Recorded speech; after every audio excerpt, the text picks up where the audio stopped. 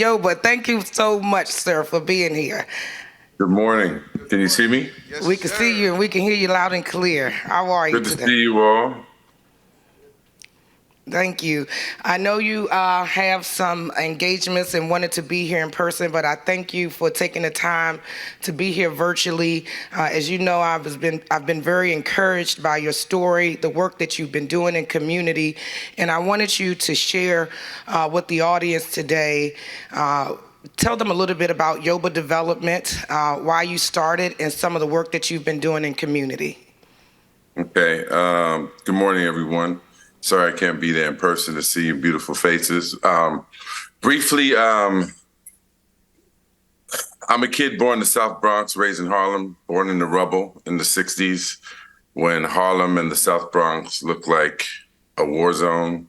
And I always wondered why we had to live in the communities we lived in, looking the way they did. I didn't know it was called real estate development. But we were fortunate to live in affordable co-ops, which means we had ownership. I had a father that really promoted the value of ownership and community engagement. Fast forward 2007, I had my first seat at the table in development in West Baltimore with some friends, bought 14 acres on the west side of the city and invited me to learn how development happens from the ground up. And I have a background in education. Started doing that work in the 80s, working with high schools and in community. Obviously, some of you know me from the film and TV business, which I've been doing for 30 years. And so about 5 years ago, I had an opportunity to bring three of my passions together: real estate, working with young people, and media. And I started Yoba Development. And our slogan is builder of people, places, and things, in that order. The mission is to lift as we climb.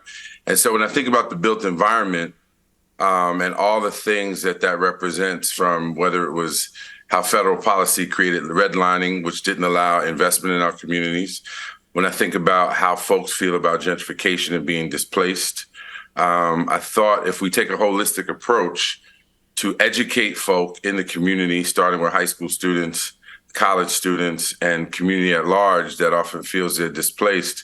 And as we build developments, we also build the people. So Yoba Development slogan is builder of people, places, and things, in that order. And so we've got a number of projects around the country where we can work in communities, educate young people. The speaker right before me, I heard him talking about STEAM or STEM education. So we launched the first real estate development curriculum in the history of New York City at the Brooklyn STEAM Center, which is a school that is a high school that services 8 different high schools in New York. And young people who are in those 21st century career pathways: computer science, technology, cybersecurity, design and engineering, construction, media is a part of that. We're able to take this holistic approach to introduce young people to how the built environment comes to be, put them in position so they can learn about things like federal contracting.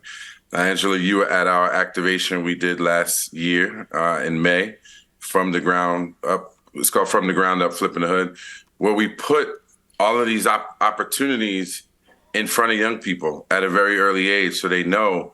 So if we're talking federal contracting or even city contracting, these are our tax dollars. This is how you can be engaged. When we talk about closing the wealth gap, there are lanes that young people just don't know exist.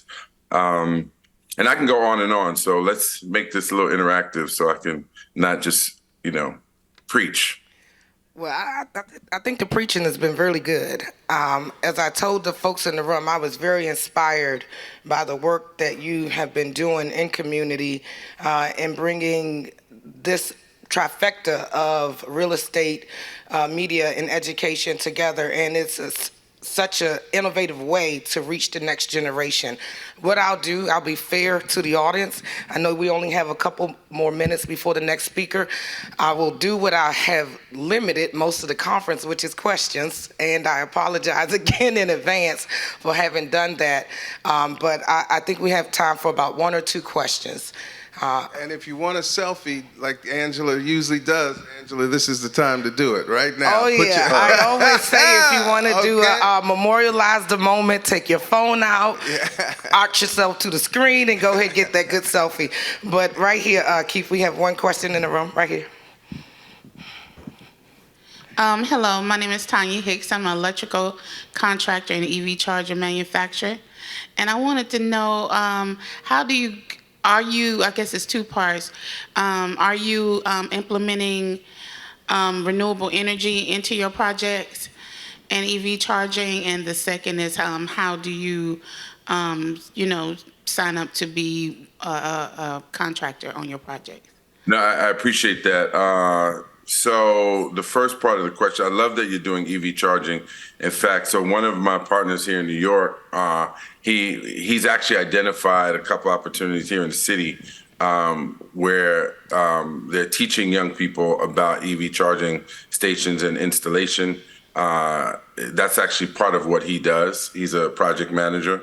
So we've been looking at opportunities to teach young people about how to get in that lane. I also have another partner out in Detroit, Jason Dixon. If there's anyone from the Midwest who knows Jason and the work that he's been doing in Detroit, there's those opportunities there. So as it specifically relates to renewable energy, absolutely looking at ways to create pipelines in that lane. So also at the Brooklyn Steam Center, the young people there have done certifications around solar energy installation. And so definitely, I mentioned 21st century career pathways. That's what we look at. Where are there opportunities to create this access points for young people so they can have access to that? In terms of how do you sign up, I'm gonna leave that to Angela to be a conduit. But we do have a huge development in Augusta, Georgia, that we're literally just in the pre-development stage. There will be 1,000 units of housing. It's a 77-acre plot. There's charter school will be there. Augusta Technical College is having a space there, Boys and Girls Club. So there's lots of opportunity moving forward. So I'll let Angela, if you don't mind, be a conduit. Happy to do that. We'll take one more question in the room, Ms. Morissette, and one more. uh-oh. Final thank you. Okay, one more final thank you after the question. Listen, Keith's always going to give you final thank you. Shalea Morissette, Chief of Minority Business and Workforce Division for the Office of Economic Impact and Diversity at the U.S. Department of Energy. My question to you is, it's a lot. I say it all the time. But my question to you is, are you leveraging federal funding? Yes, when we can. Certainly on the development projects through HUD, for sure.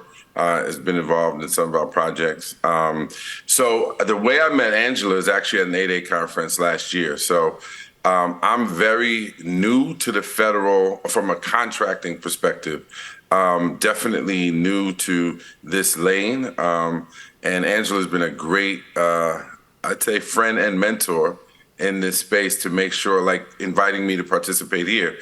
So having people like Angela as a colleague and a friend has been very helpful to help us navigate this ecosystem of federal contracting and federal funding. So everything from whether it's federal grants, whether it's federal set-asides, definitely exploring all those opportunities as well. Last question, and help, obviously. One, are you ensuring that your pipeline is all minority-owned businesses, if possible? Well, we are the ones we've been waiting for. Yes. And if you read The Color of Law, then you know that the laws in this country have been designed to work exactly as they work, to keep us out of the mix. I mentioned 8A. You all know what's happening with the 8A program. And so this is why the media piece is so important, and this is why the education piece is so important. So when we think about development, right, I always say the first real estate we own is in our minds. And as builders of people, places, and things, it's incumbent upon us to make sure that we're telling the stories of where opportunity exists, where the barriers are, so that folks can navigate them, and so that we can access these opportunities. And look, I'm not ashamed to say that, I'm riding for folk that look like me. I ride for everybody, but we're the only ones that have had these laws enacted at the level they've been enacted since the time of enslavement to keep us out of the mix. And as we all know, what's happening right now every single day in terms of creating barriers to entry for us. And so, again, taking a holistic approach, you may wonder how real estate, media, and education work together. Well, the first thing we did was something called the Real Estate Mixtape, which is a doc series about me pursuing my first development deal in New York, where I took 7 young people of color and introduced them to this ecosystem of development. And that's just one example of how you can use media. Like if I had a camera in the room right now with you all, everyone in that room has a story to tell. Everyone has a backstory, where you started from, why you started, what your successes are, right? Most professionals are busy don't work in media, are busy with their head down doing the hard work. Well, where we add value is being able to say, lift your head up, let me stick a camera in there, let me tell you a story, whether it's through our digital platforms that are coming online, or printed materials or on film, and let's push that out through social media, through community screenings, through high schools, and colleges, so that more and more of us see ourselves, right, in ways that we haven't seen ourselves. And I think that's really, really critical piece. This is a federal contract, a federal government conference you're doing. And we all know that the government, whether it's city, state, or federal, does a horrible job of telling its story. And so this is where we hope to be useful and helpful. And, again, Angela, as my guardian angel, has witnessed how we work. And so I'm just glad to have the opportunity to share a little bit. And hopefully next time I can be there in person and we can continue to build. Well, we need your help in making energy sexy. Uh-oh. Well, so Mr. Henry McCoy, you probably know if you work at the Department of Energy. He's sitting next to me. He's sitting right next to him. What's up, baby? Come on, man. Henry knows. Come on, baby. Sexy Henry. Hey, sexy Hank. So don't let me. So as an example, we spent time just at the caucus together, right? So he knows. I introduced him to Jason Dixon, who's doing that work in Detroit. I also introduced him to a wonderful brother who owns a CDFI called Growth Ops out of Cleveland, who's building an entire energy campus. And so where I can be helpful to make it sexy is make sure that I can help connect those dots. And as you know, look, if we film something, we put it in slow motion, we add the right music. You see Beyonce with her hair blowing, that's why it's sexy. Because you gotta know the right music, put it in slow motion, everything look a little sexier, the right voiceover. And then we get people, because at the end of the day, listen, this is what I've understood and why the transition is so real for me.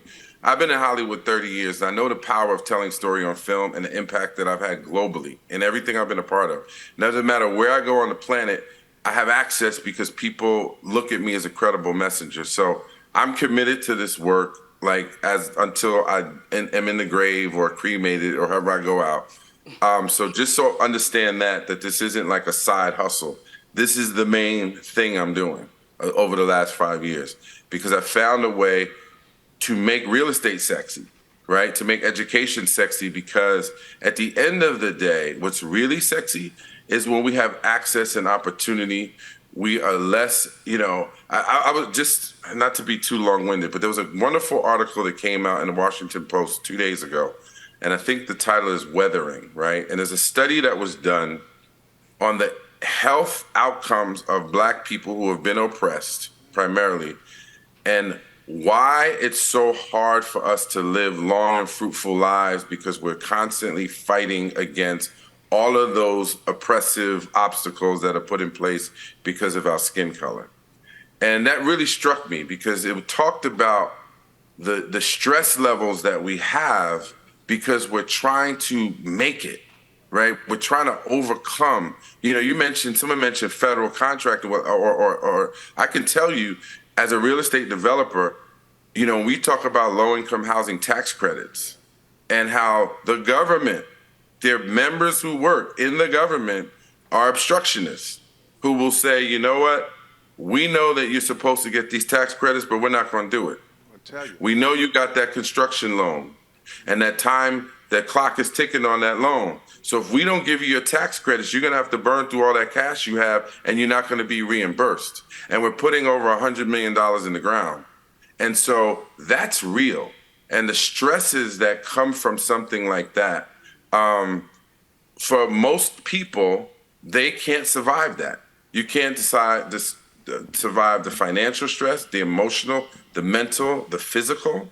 And so this is real work. This is real commitment. This is finding the sexiest ways to make it as accessible to people so that we understand we can play in these spaces. We're talking federal contracting. That's our tax dollars. And so what's sexy is saying, let me help you have access to this so you can get a piece of it, so that you can live a fruitful life, so you can contribute, so that you can, not just, celebrity, people think celebrity is sexy. Well, it's not. It's problematic in many ways. What's sexy is y'all people in this room doing this hard work that's here to benefit all of us. What's sexy is how I can be in position to help translate what you're doing so that the masses can see it and say that's sexy. And one of the things I enjoy, and I'll say this final thing, because I got to get my sexy ass to the gym.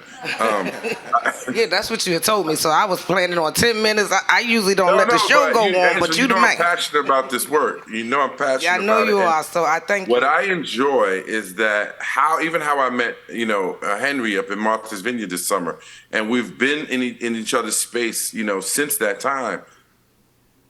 What is really, really important is that as I continue to do this work and I meet the Angelas of the world and they become a mouthpiece for me, right? I'm watching in real time how the perception of who people think I am is shifting. Because the sexiest thing for me is that I am a celebrity entrepreneur, not the actor. I'm still going to do that. But how has this man been able to shift as middle age? I'm 56.